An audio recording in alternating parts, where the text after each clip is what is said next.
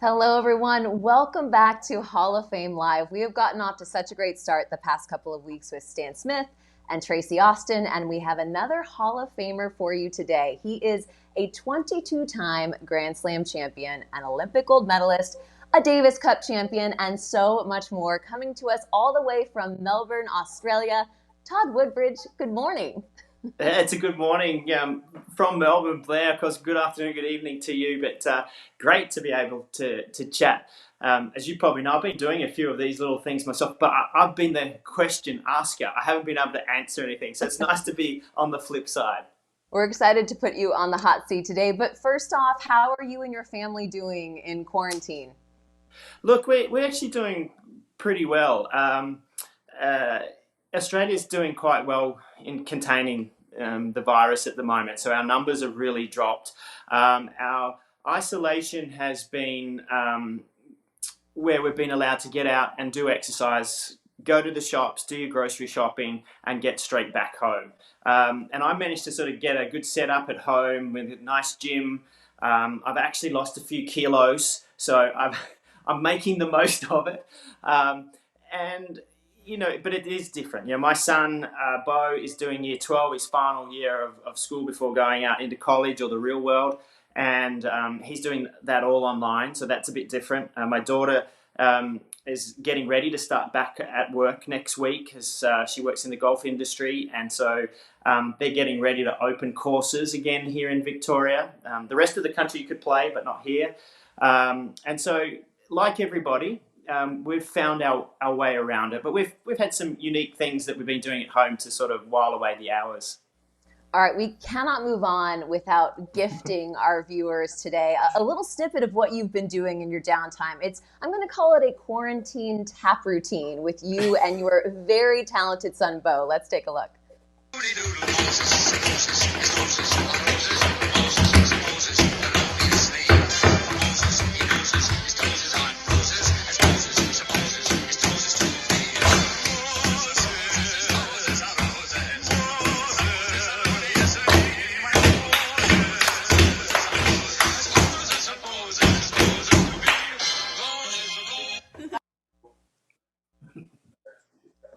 Todd, I am so impressed. Did tennis footwork help at all in the learning process here? Yes, it did, but I gotta tell you that was much harder than I thought it was going to be. It took me a couple of weeks to get like 40 seconds of a routine down. So that was fun. I don't know if you're aware, Blair, but many moons ago, when a year and a half after I stopped, I did Dancing with the Stars here in Australia. So I had an understanding of what was required, but it was great fun because that's Bo's world. Is he works in music theatre, and he was a bit surprised because he found out a bit about me, about how focused and how like I wouldn't stop until we got something that I felt was worth putting up. I love it. So he saw competitor mode. Yeah, Fantastic. yeah. His words So were, "Dad, don't get too far of your head, too far ahead of yourself." He said, "You're going all right, but then you want to be the best within about an hour. It's not going to happen." And that's a me. true athlete through and through. Love it. Well, if you are joining us live today, just a reminder, if you have a question for Todd, go ahead and leave it in the comment section. We're going to get to some of those at the end of the show. But today we're also mixing in some fan questions that we've already received for Todd. So we're going to kick it off with one of those. Here we go. This is from Savannah on Instagram. She says, "Good day, Todd. If you could partner with any current player in regular or mixed doubles, who would it be and why?" I like this. Yeah, well, that's a tough one because when I look at the career in the box that I had, I was pretty lucky. I got to play with all the people that I wanted to. Um, and with an exception of like maybe John McEnroe, because Mark Woodford got in there first, which was part of the reason we ended up playing with each other. It would have been fun to play with Mac because he played the backhand court, and we would have been in our proper spaces. So I think we would have been quite a decent pair. Um, there's one player I didn't really play the same time as, or maybe crossed over, that I would have loved to have played with, and that's Martina Hingis in mixed. Ah, love Uh, it. because I think and let's say there's one other in mix, that'd be Ash Barty right now, because both of those, I think, have had the best doubles prowess of just about males. Martina Hingis's ability to find spots in the court, her feel, the complete understanding of the game for me was brilliant. And I look at her career, and she retires from the game. She came down to the Australian Open and played Legends one year. Then the next year she wins the Open women's doubles, and so you go, too good. So for me, that would have been fantastic. But look, I was lucky enough to play with Mark Woodford. I played with Jonas Bjorkman, obviously. Martina Navratilova, I got to play with in mixed. Helena Sukova, one of the great women's doubles players.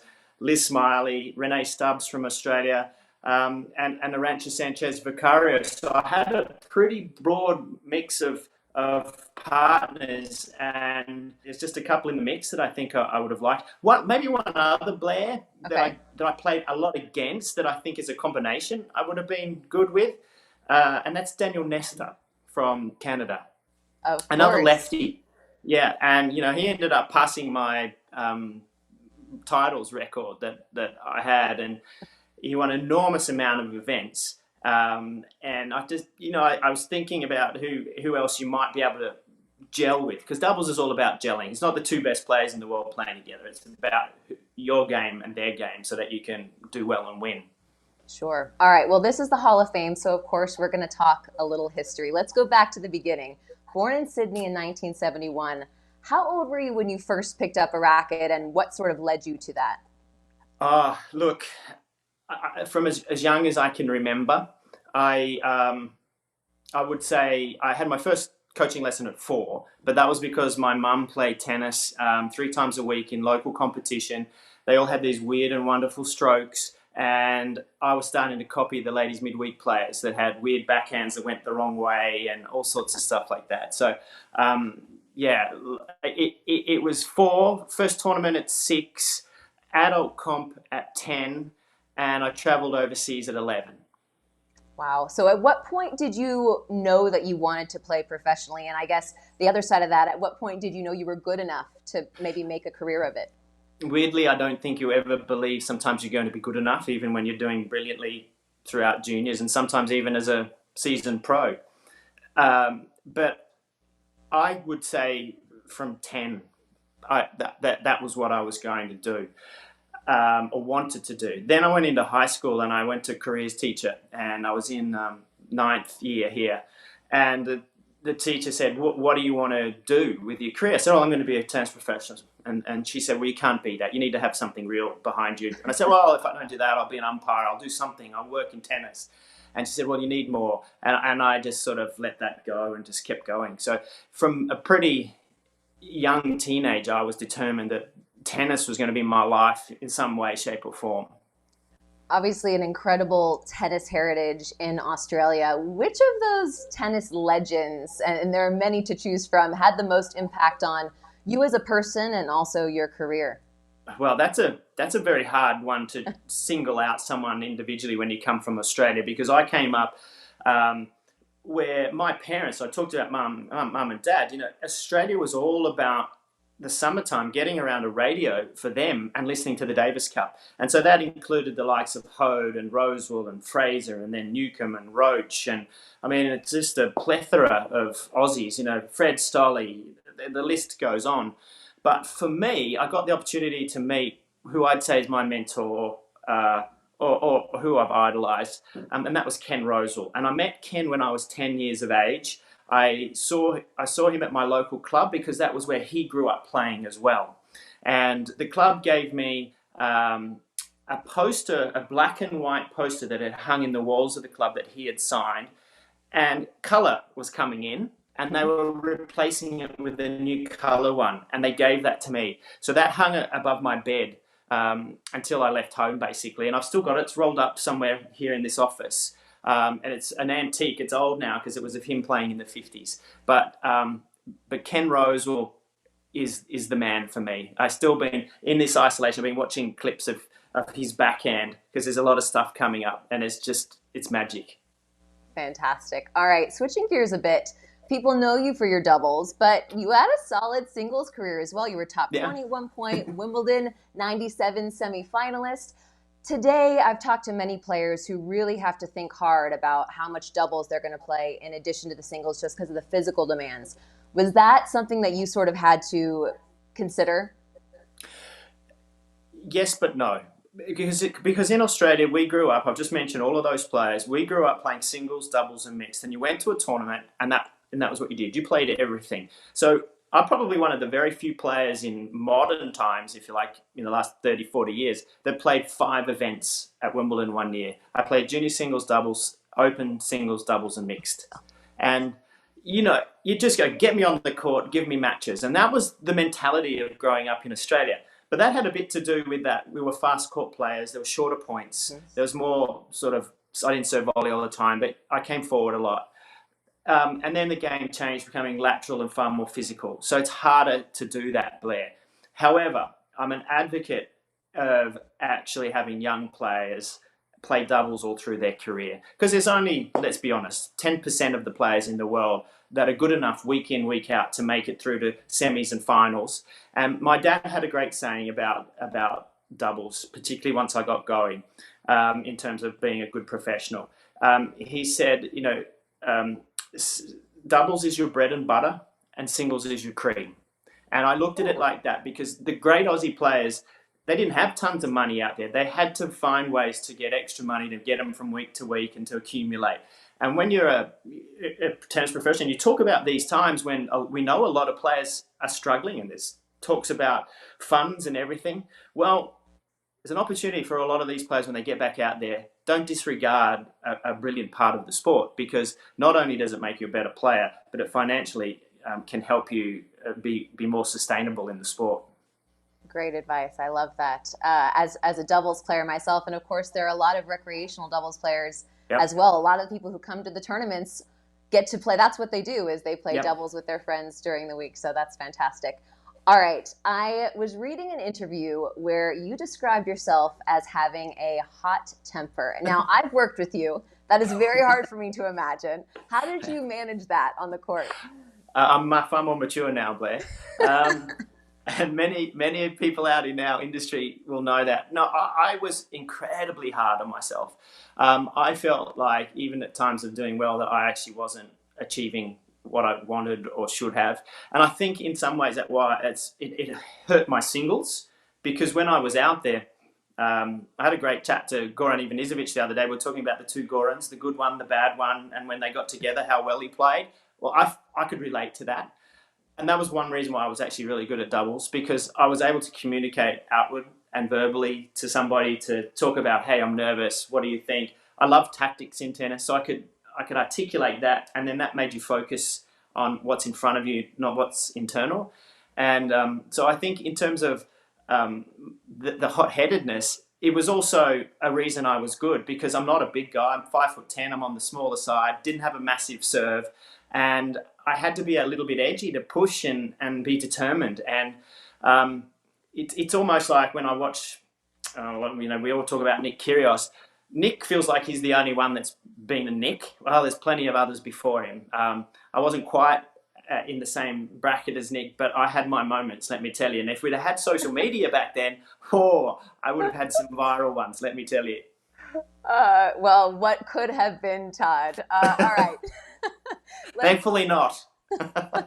Let's talk about the legendary Woodies. How did you and Mark Woodford come together as a team? Well, I mentioned John McEnroe. So he was kind of instrumental in a sense that Mark had started to play with him and won a US Open together. And Mark's nearly 6 years older than me. And I was coming along really nicely through the junior ranks, starting to do really well. I was playing with Jason Stoltenberg from Australia. Stoltz was not keen on playing doubles every week, like I just talked about. And I was looking for somebody that I felt like I could win a major with. And Mac had said to Mark, look, I'm just about done. I'm not going to play that much.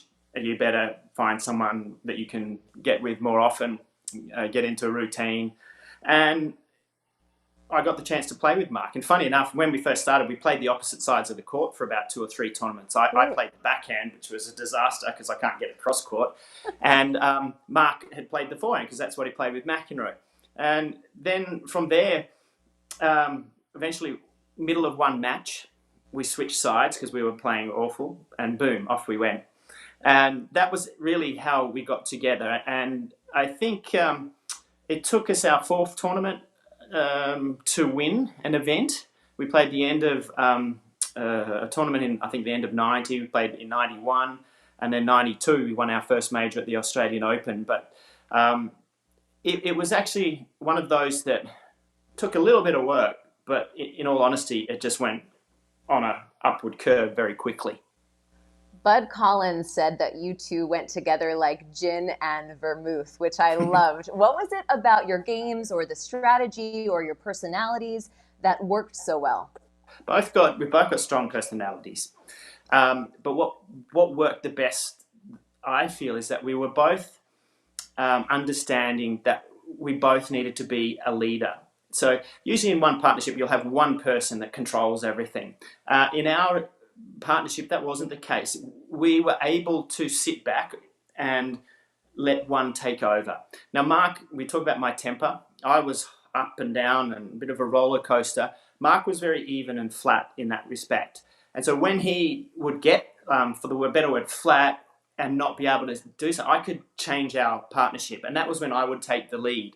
When I got too far above that, he would then pull us back in. And I understood what was happening and he understood what was happening. So our communication on those levels, I think, and goal setting together was what set us apart. We also were absolutely diligent in watching our opponents and going, okay, we need a different strategy, a different game plan as we evolve. Because people are always trying to beat you, and we always had to find ways to come back and beat them. So we like to call our little black book we had in those days. We didn't have iPads and things to be able to put notes in. And we would continually write tactical changes about how to beat different combinations. Well, sort of on that same note, we have another fan question for you. This one's from Jody Stuckey on Facebook. She asks, do you have a best bit of doubles advice that can work at all levels? Yes, I think I do. Go for it. Can't wait. Well, there's two shots I think that are crucial in tennis, in doubles tennis, and they're on the returns. And that's early in a set or in a match, you go down the line, and you take a nice firm, strike down the line. The reason for that is that it's a shot that it keeps your opponent home, and it makes them just take care of their own side. So it gives you some space to go cross court, let's say. But also, when it gets tight at the back end of a set, 4-all, 5-all, and all you've done is actually just try to return cross, it's very hard to take a risk down the line. So it opens the court up for you early. It loosens you up because you had a good swing and a good hit. And from there, returning throughout the rest of the set should be a little easier. All right, I'm taking notes over here, Todd. I love, that's great. All right, let's rewind back to induction day at the International Tennis Hall of Fame, 2010. You were inducted alongside Mark. What sticks out for you when you think back to that day?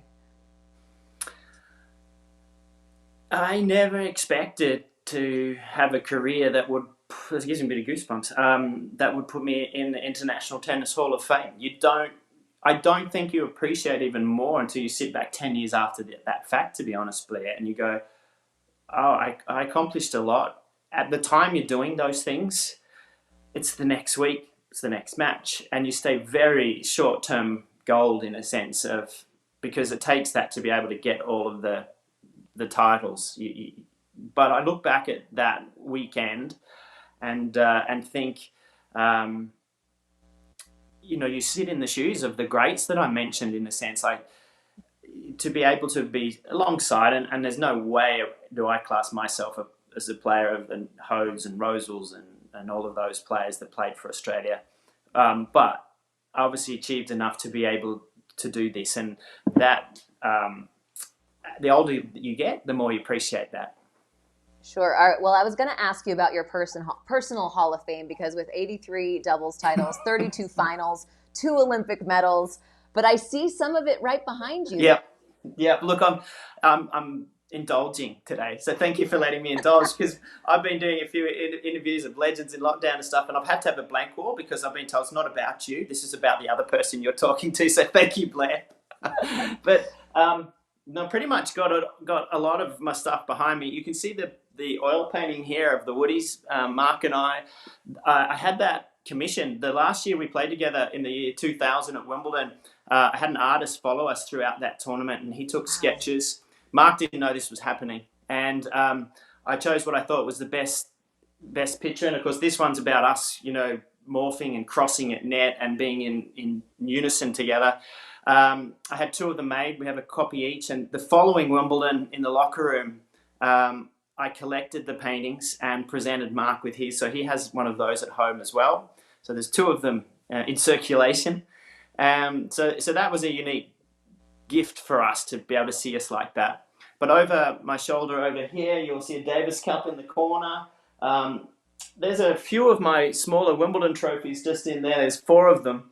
And there's bits and pieces of other stuff up there. There's a photo right in there, which I love. It's with Rod Laver, Ken Rosewell, Fred Stolley, John Newcomb, and Mark and myself. And that sits in there because that's a pride of place when you talk about Hall of Fame type stuff.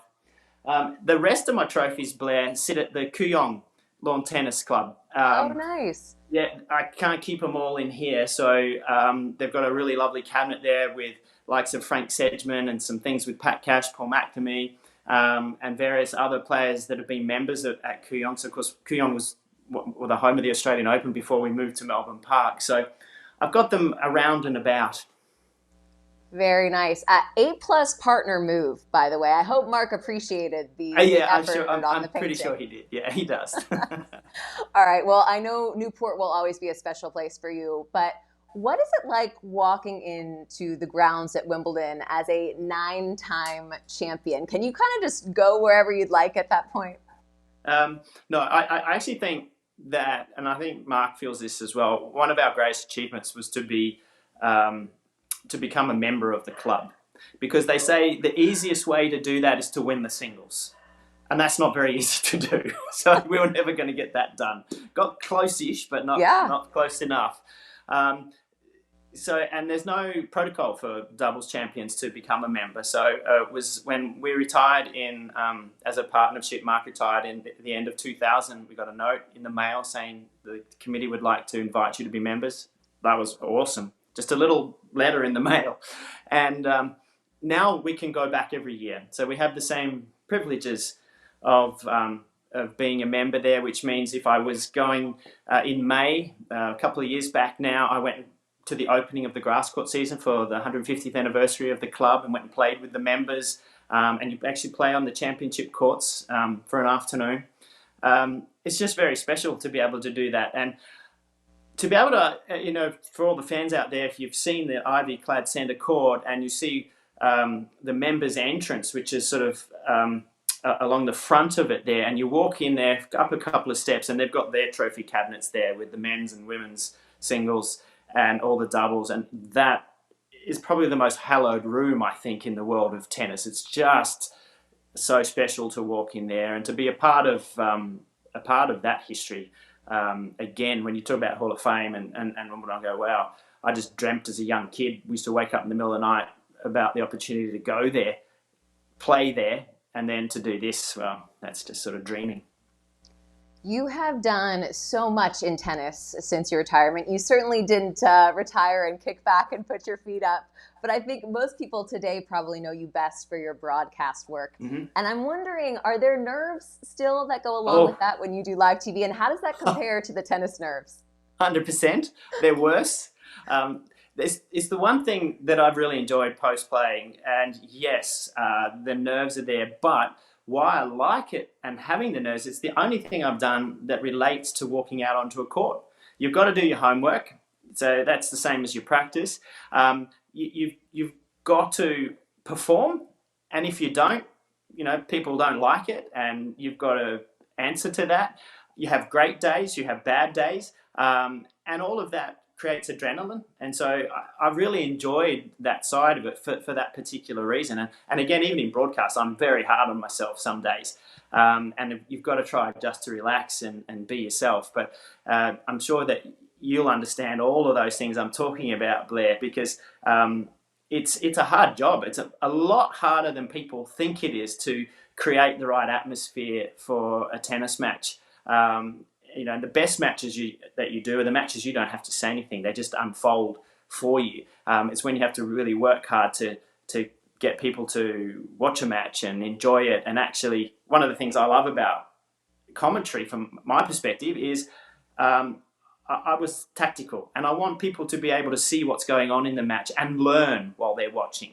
So to try to get them to look for things in advance, not explain it after. I want them to actually be watching a match and go, that's what he was talking about. There it is. And I find that a real challenge and one of the enjoyments of working in broadcast. Well, as part of that, you've actually been able to check in with a lot of the Aussie players during quarantine. What have you been hearing from them as far as how they're handling having their livelihood and their focus since they were a small child taken away? The thing that stands out is the uncertainty.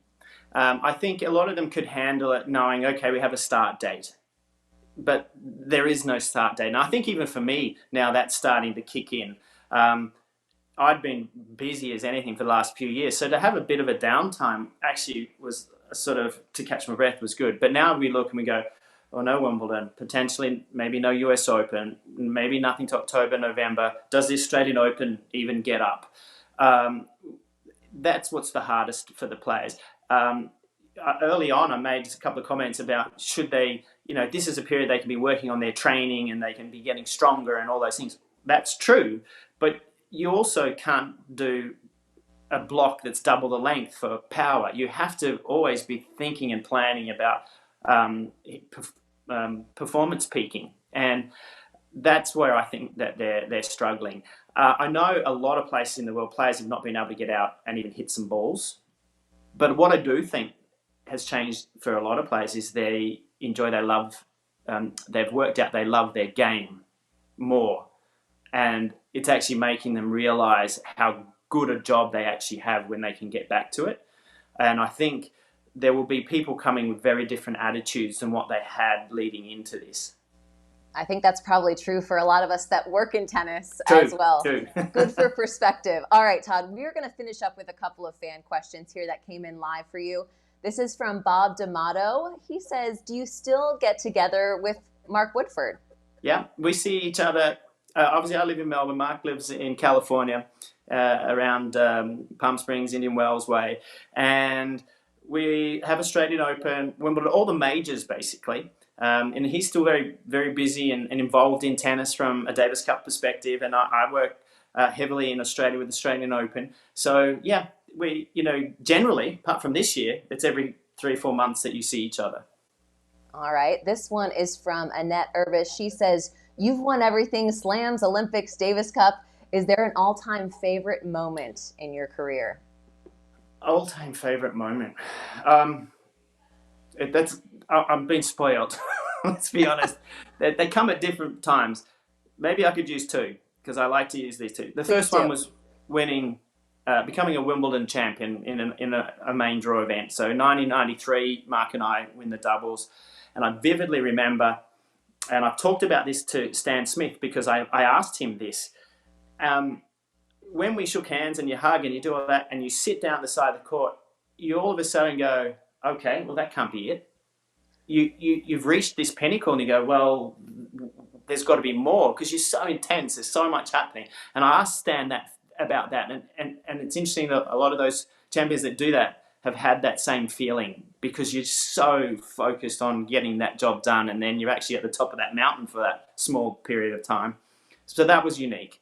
The second actually was winning an Olympic medal and a gold medal because back here in Australia, I think the medals are in the cabinet there, I use them a lot as tools to get young kids involved with tennis. So I take the Davis Cup trophy, a Wimbledon trophy, and my Olympic medal, and I go and present at junior schools. And it's the Olympic medal that stands out to all of those kids more.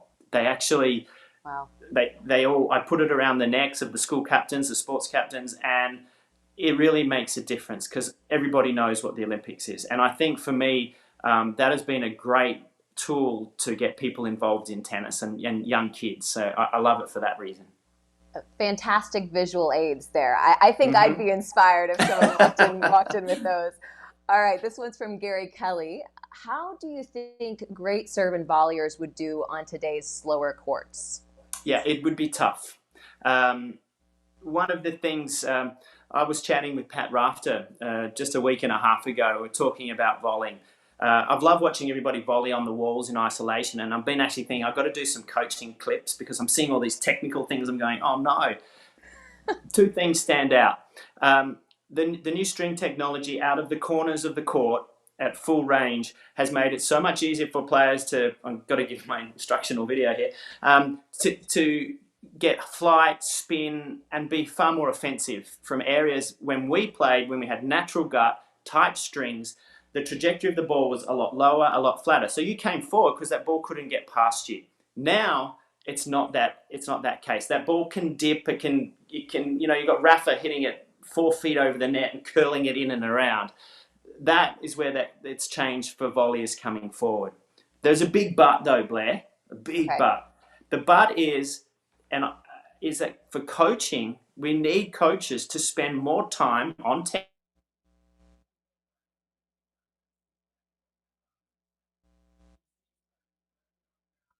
and patterns, and they don't spend maybe more than 10% of their practice near the net. So how can you be a good volleyer if you don't do that? You have to get more time at net, more technical, and I can promise you that we'll see better volleying. As for serve and volley, though, with how good players are off both wings, it's much harder to do. You have to tactically be astute at when you make your move forward. I want to finish off with one tennis nerd question. This one's from me. I watched a clip of Bob and Mike Bryan talking about how the Woodies sort of cemented the I formation and sort of using different positioning and strategy. Do you now look at some of the doubles players today and the doubles teams and see what they're doing and sort of see your legacy on the court? A little bit, isn't it strange? Because we played I formation, and I can tell you where it all started. It started in the World Doubles Championship in South Africa, playing against John Fitzgerald and Anders Jarrod. Anders Jarrod was one of the greatest returners of all time, and he could hit it on his shoelace cross court all day long. And we had to make that change, and we had to get him to pull it up the line. And that was how, in a match, we started to do that. I think the one thing I look at with that is that I'll often ask a lot of the doubles players, why are you playing it? Do you know why you're actually playing I? You're trying to get that returner to hit it to a certain spot or to get it on your racket. A lot I'd play it just for the reason it's there. But I do look back and go, ooh, maybe we did. We weren't the first to do it, by the way. Jan Tiriac and Guillermo Vilas, when they played together, used to do it. So we looked back into the history, the archives of the game, of things like that. But we did change what you'd call the traditional pattern of men's and women's doubles as well, because the women have brought it into play. So, I guess we changed a little bit of it. There's no doubt. That's pretty incredible. Well, Todd, this has been so much fun. I could listen to these stories all day. So thank you for indulging us. I loved asking you questions today and, of course, seeing all of the memorabilia behind you. But we really appreciate you joining us. Yeah, thank you, Blair. It's been an absolute pleasure, and let's hope that we all can get back out on the court soon. Even I don't hit a lot of balls these days, but I'm missing it. Same here. Well, we appreciate all of you joining us for another episode of Hall of Fame Live. We'll be back next week with Gigi Fernandez, so we'll see you all then.